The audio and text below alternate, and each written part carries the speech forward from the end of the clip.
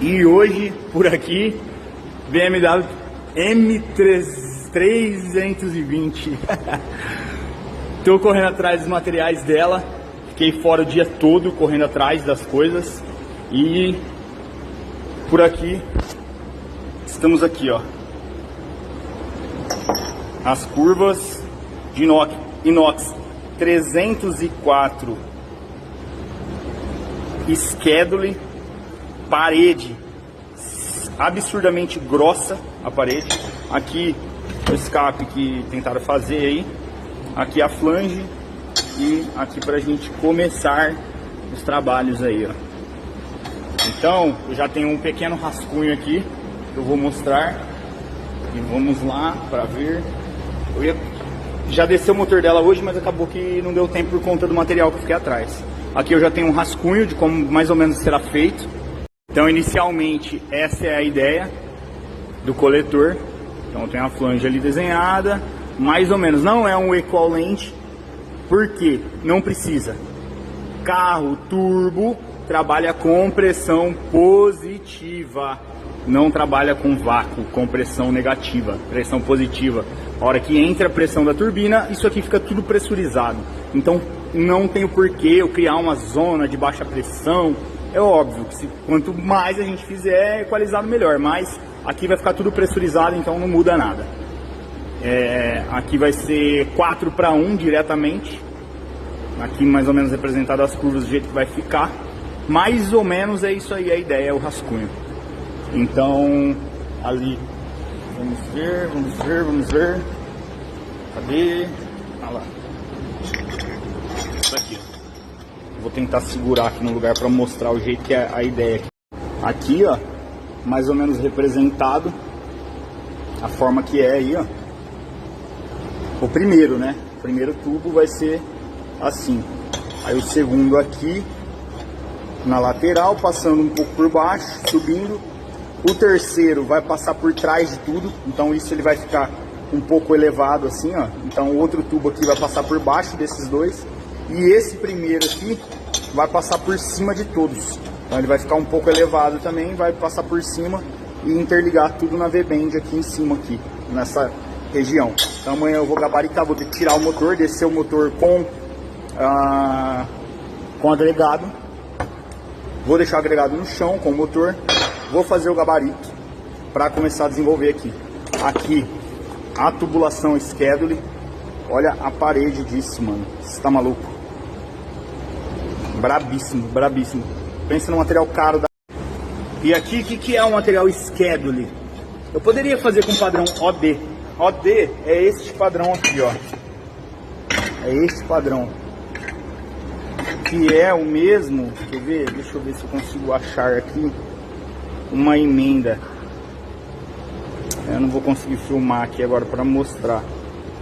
Mas basicamente esse tubo OD, ele é uma chapa de inox, uma folha de inox, em que eles calandram ele, curva e faz uma tubulação com uma chapa dobrada assim, ó. A mesma coisa de eu pegar um papel assim, dobrar ele e fazer um cone, né, um tubo aí.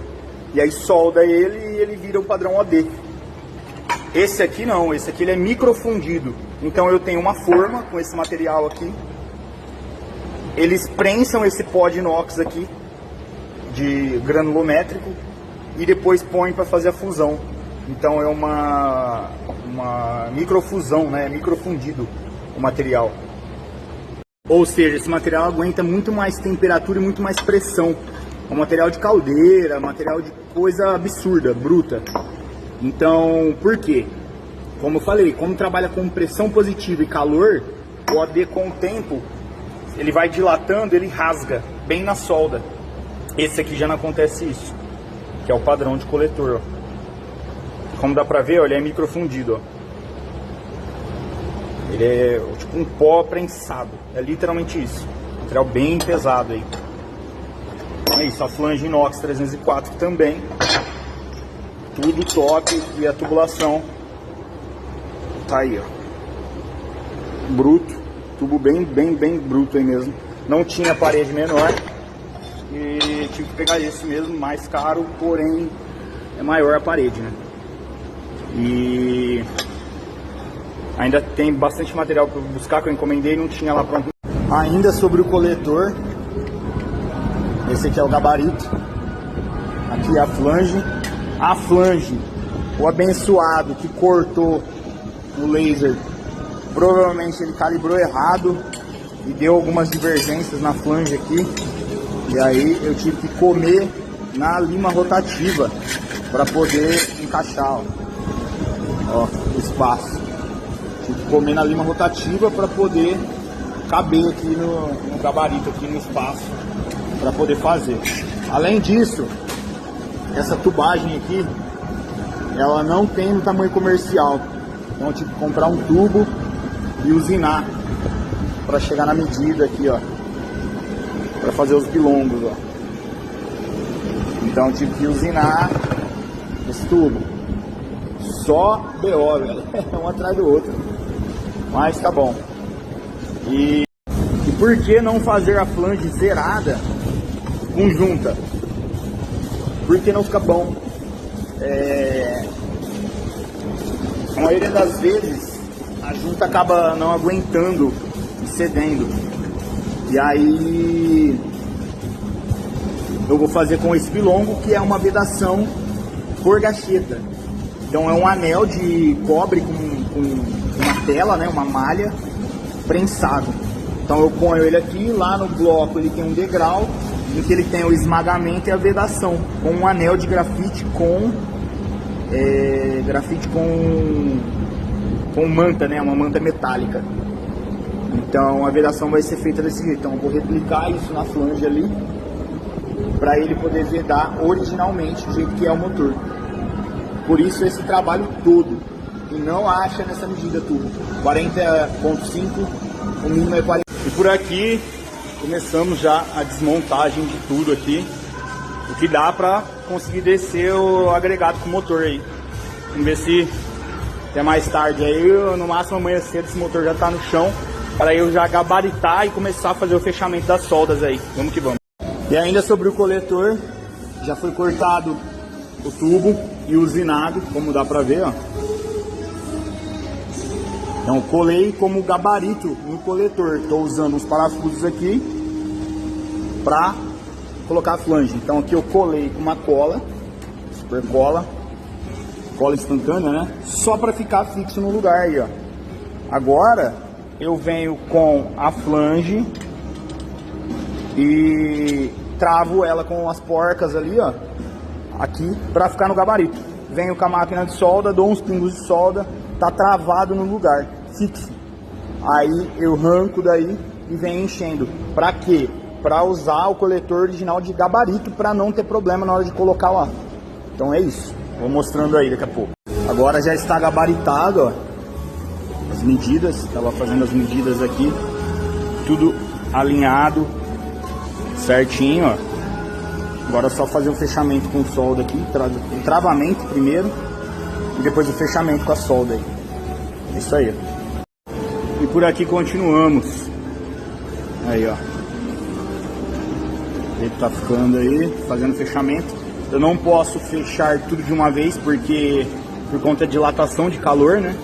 Eu tenho que ir soldando meio que por igual dos dois lados, variando, para ter a distribuição de calor por inteiro aí. Porque aquece muito. É isso aí, ó. Estamos fechando aí a solda, depois eu mostro o resultado final. Tá muito quente.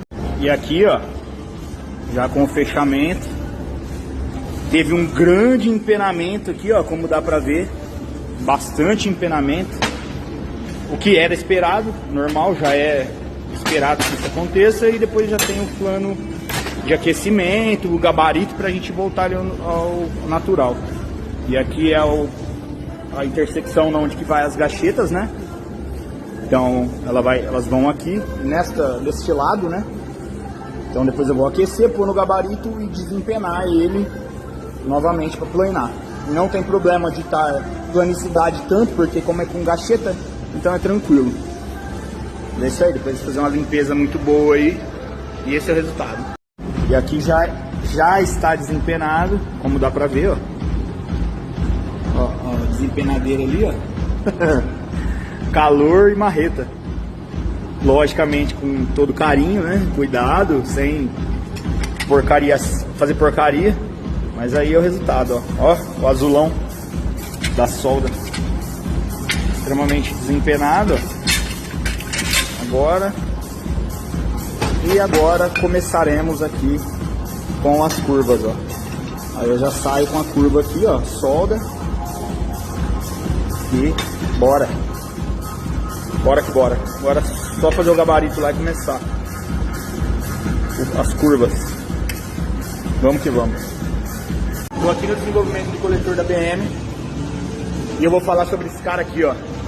Um pulsador para máquina TIG. A minha máquina, ela é uma máquina, ela é uma TIG de alta frequência. Vou explicar o que é. Só que ela não é pulsativa. E eu vou explicar o que é pulsativo e o que é isso aqui que eu criei. Eu usei aqui uma caixa de um modem de fibra ótica, só como caixa mesmo, um gerador de PWM, alguns relés aqui, uma fonte e as saídas aqui para as tochas. Eu vou mostrar na prática, vou explicar como que ela vai funcionar aí. Eu tenho algum esquema aqui de controle dela aqui, então vou mostrar ali na lousa. Está representado mais ou menos a tocha da TIG, né? Como que é uma chapa de metal aqui. Por que TIG? Tungstênio Inert Gas. É o processo, né? Que é o tungstênio, que é a vareta de tungstênio, e o inert gas, que é o argônio.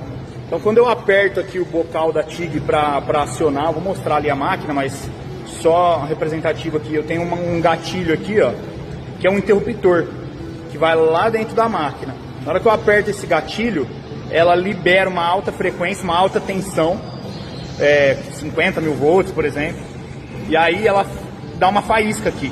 E essa faísca inicia o curto-circuito, porque a máquina de solda é um curto-circuito, né? Então eu tenho um cabo aqui de 90 volts, mais ou menos. Aqui a polaridade é invertida de um eletrodo, por exemplo, aqui é negativo, aqui é positivo na tocha. E aí eu fecho um arco aqui em curto-circuito. E esse curto-circuito, ele gera eu gero bastante calor aqui por conta do curto-circuito e eu derreto esse metal. E aí é onde que faz a fusão do metal, porque ele causou derretimento. Se precisar, você põe a vareta de adição, que é um material mais puro, inox, ou se você for usar aí a liga, e aí ele derrete, funde e faz a solda. Só que se eu tenho um arco contínuo aqui, uma corrente contínua, vamos supor lá, minha máquina ela vai até 200 amperes.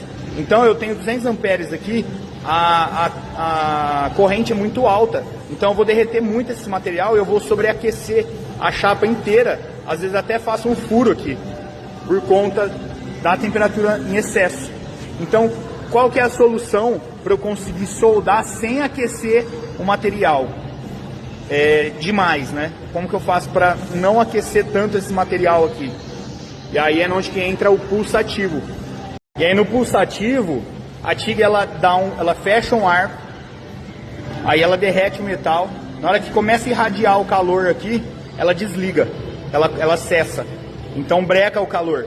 Só que essa interrupção, ela é muito rápida, então não dá tempo de o metal endurecer, ele ainda está líquido.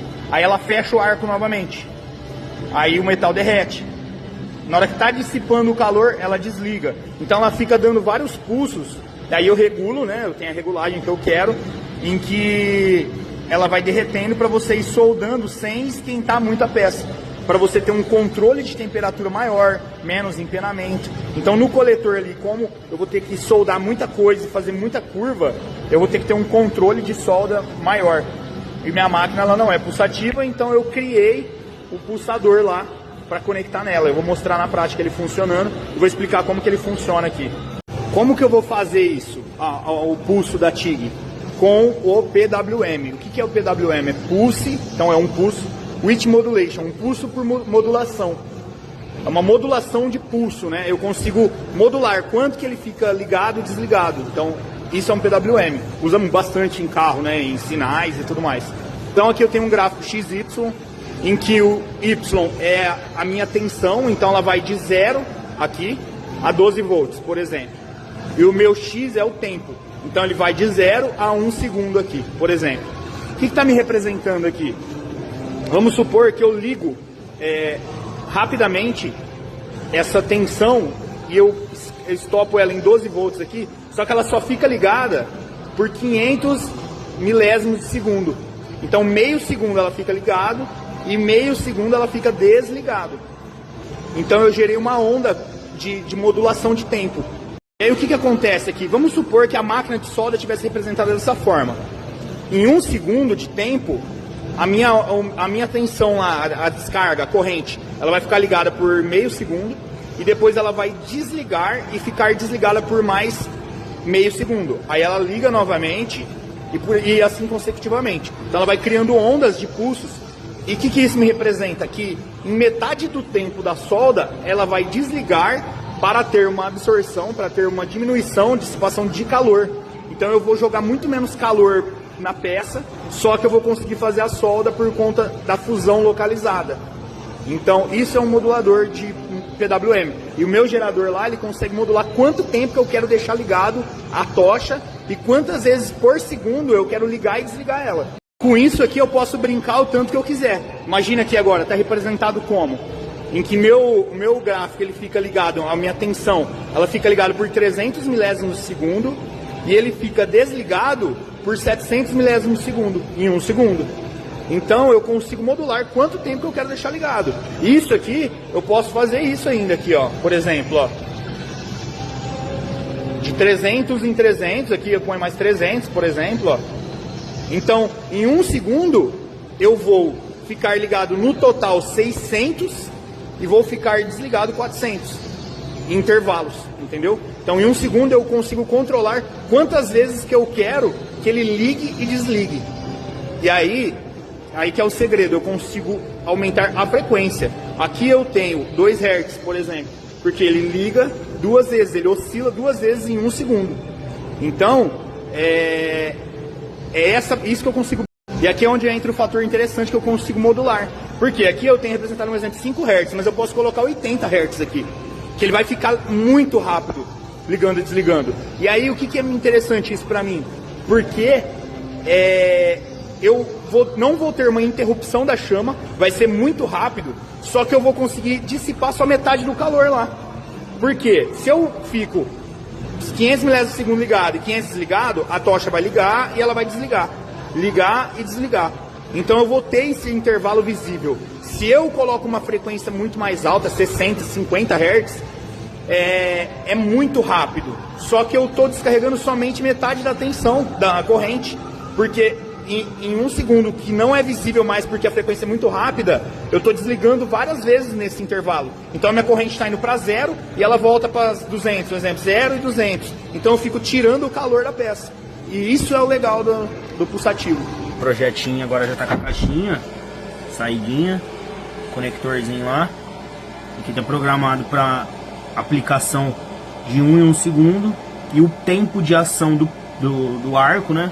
150 milésimos de segundo. Aqui está com 132 amperes. A tochinha aí, conectada ali na caixinha. Aqui.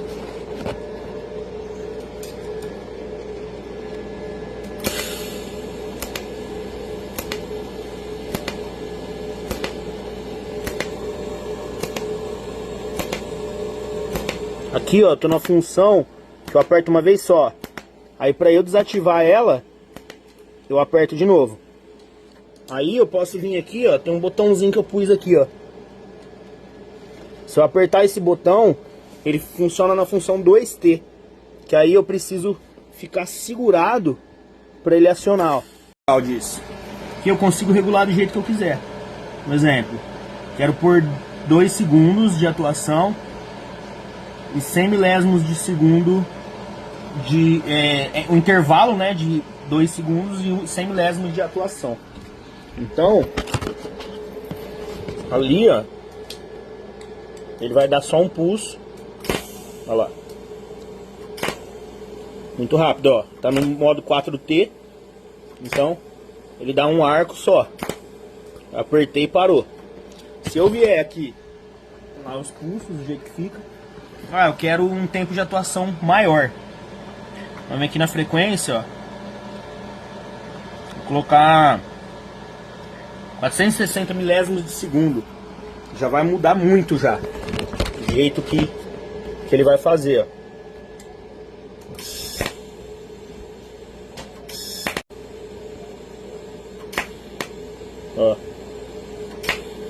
Tempo que ele fica ligado. Aí a peça já começa a esquentar. Mas essa é a diferença. O tempo que eu coloquei para atuar. Ah, quero colocar um pouco mais. A ideia é um tempo menor para a peça não esquentar, porque quanto mais tempo de chama, maior o calor. Então, ó o tempo que já fica. A peça já envermelhando, ó. Porque eu coloquei um tempo de atuação maior. Então eu posso pôr uma sequência menor para dar vários pontos. Um exemplo. Vou colocar 300 milésimos de segundo. E o tempo de intervalo entre um e o outro. Segundo. E o tempo de intervalo entre um e o outro de 1 segundo. E aí o que vai acontecer é que ele praticamente vai fazendo o arco sozinho. Ó.